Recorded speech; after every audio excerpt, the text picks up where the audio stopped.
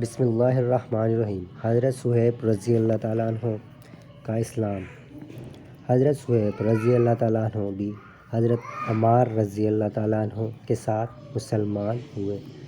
نبی اکرم صلی اللہ علیہ وآلہ وسلم حضرت ارقم رضی اللہ تعالیٰ عنہ صحابی کے مکان پر تشریف فرما تھے کہ یہ دونوں حضرات علیحدہ علیحدہ حاضر خدمت ہوئے اور مکان کے دروازے پر دونوں اتفاقیہ اکٹھے ہو گئے۔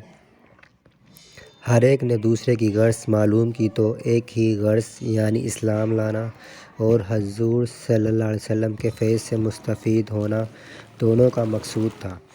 اسلام لائے اور اسلام لانے کے بعد جو اس زمانہ میں اس قلیل اور کمزور جماعت کو پیش آتا تھا وہ پیش آیا۔ ہر طرح ستائے گئے، تکلیفیں پہنچائی گئیں۔ آخر تنگ آ کر ہجرت کا ارادہ فرمایا تو کافروں کو یہ چیز بھی گوارا نہ تھی کہ یہ لوگ کسی دوسری جگہ جا کر آرام سے زندگی بسر کر لیں۔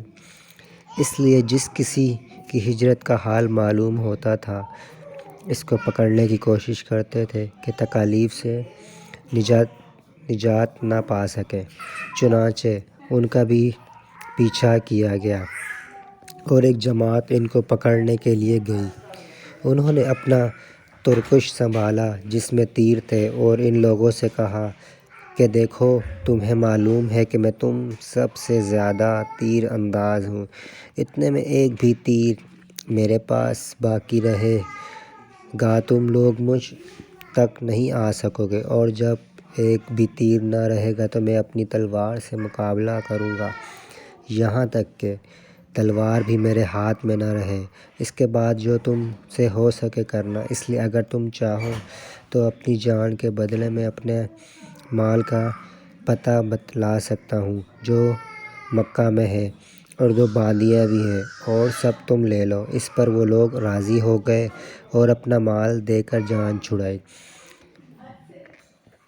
اس بارہ میں آیت پاک وَمِنَ النَّاسِ مَن یَشْرِی نَفْسَهُ ابْتِغَاءَ مَرْضَاتِ اللہِ وَاللہِ رَءُوفٌ بِالْعِبَادِ نازل ہوئی۔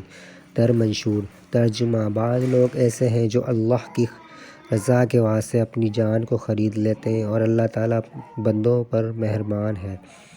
حضور صلی اللہ علیہ وسلم اس وقت قباء میں تشریف فرما تھے۔